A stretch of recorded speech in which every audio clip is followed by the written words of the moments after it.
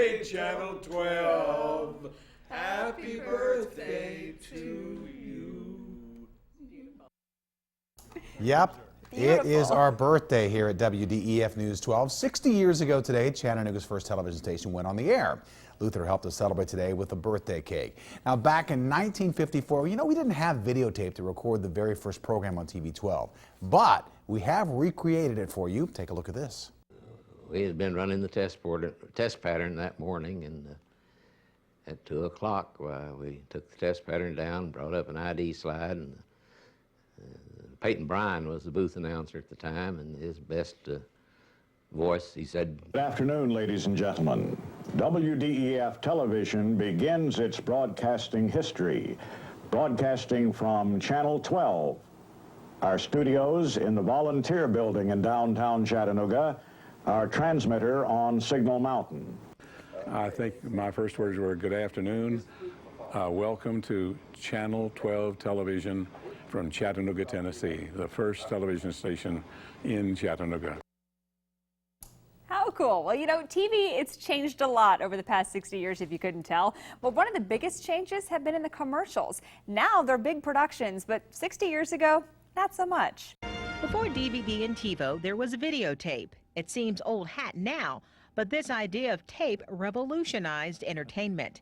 It meant you would watch movies and shows at home whenever you wanted. Rolling, fade, tape. But at the TV station, it was even more revolutionary.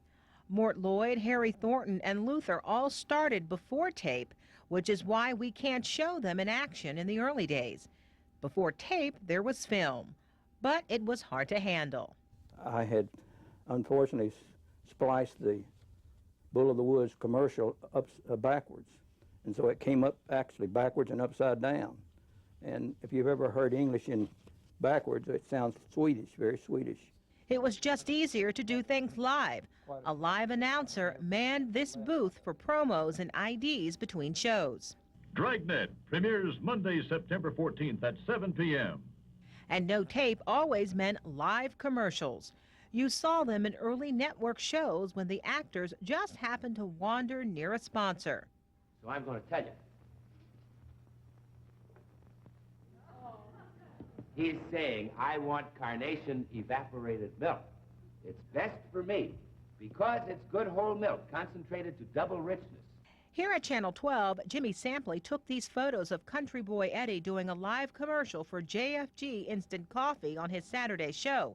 You see Eddie having to pour, stir, and drink while talking to the audience at home. And newsmen didn't get any special treatment. He would say some final line to end the commercial, and then more traveling music, and would fade to black, and I think they'd put a slide up, Cameron Craft, and I would walk back to the news set and resume the news. And so I do 2 live commercials in the news. Of course, everyone has a favorite story about a live commercial gone bad.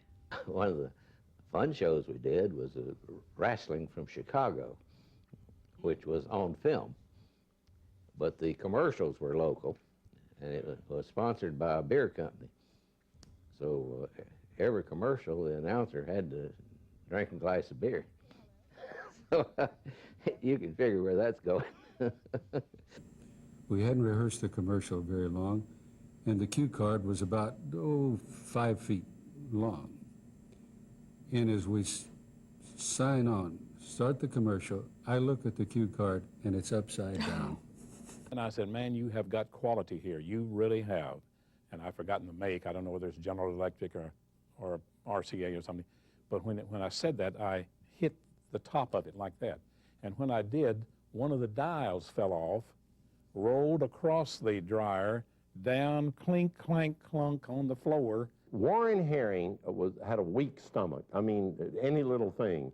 So we had Bosco, that was the big sponsor. You remember the drink, the chocolate drink? Clyde Robinson was a very hairy person. He was gray. So he plucked a hair out of his chest and just laid it right on top. Warren, picked it up. Oh, boys, is this good or what? And he looked down and saw that floating on top.